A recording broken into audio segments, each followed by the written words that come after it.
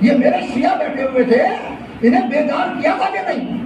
مجھے علامہ جوادی نور اللہ برقدہ کا ایک جملہ یاد آتا ہے، کہتے تھے میری قوم بے عمل نہیں ہے، اگر یہ قوم بے عمل ہوتی تو دھوپ میں کھڑے ہو کر زنجیر سے اپنا خون نہ نکال رہی ہوتی۔ بھائی کوئی تو وجہ ہے، کوئی تو وجہ ہے کہ اپنا خون بھی بہاتے ہیں، قبا بھی اٹھا لیتے ہیں، سینہ بھی پیٹتے ہیں۔ وہ بات دوسری ہے جس کی تقلید کرتے ہیں اس کے فتوے پر عمل کرنا، جس کی تقلید کرتے ہیں اس کے فتوے پر عمل کرنا۔ بہرحال قوم خون تو بہاتی ہے نا، اس سے تو کوئی انکار نہیں کرے گا۔ تو جو قوم اپنا خون بہا سکتی ہے نام حسین پر، تو کہا میری قوم بے عمل نہیں ہے، بے خبر ہے، بس ذرا سا باخبر کرنے کے لیے ہے۔ کوئی حسن نصر اللہ بن جاتا ہے، کوئی حزب اللہ بن جاتا ہے، کوئی خامنہئی بن جاتا ہے۔ ان کو ہلایا جائے گا سر کو آگا۔ یہ قوم بے عمل نہیں ہے۔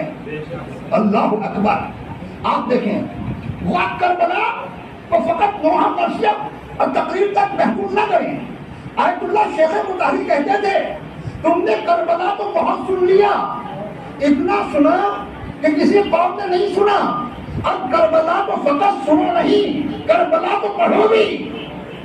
پڑھنا اور ہوتا ہے، سننا اور ہوتا ہے۔ سن سن کے انسان سن ہو جاتا ہے، پڑھ کے عالم دین بن جاتا ہے۔ سننا اور ہے، پڑھنا اور ہے۔ کربلا کو فقط سنا نہ جائے، کربلا کو پڑھا بھی جائے۔ مثال کے طور پر ذکر سے جو شعبوں کو آگے بڑھاتے ہوئے کہتے ہیں حسین اگرچہ کامیاب ہو گئے مگر ظاہرہ شکست سے دو چار ہوئے۔ لوگ کہتے ہیں کامیاب تو ہو گئے مگر ظاہرہ شکست سے دو چار ہوئے، اور لشکر یزید فاتح کہلایا۔ ہم کہتے ہیں یہ بھی جہالت ہے کہ اگر کوئی یہ کہتا ہے کہ حسین ظاہرہ طور پر شکست سے دو چار ہوئے، وہ حسین ہی نہیں جو شکست کھا جائے، وہ حسین نہیں جو شکست کھا جائے۔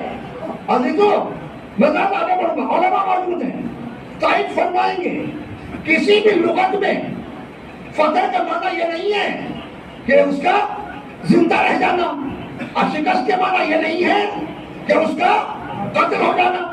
شکست کے معنی یہ ہے ناکام ہوا، فتح کا معنی یہ ہے کامیاب ہوا۔ تو پہلے یہ دیکھنا ہوگا حسین کی جنگ کاہے میں تھی، یزید حسین سے کیا چاہتا تھا۔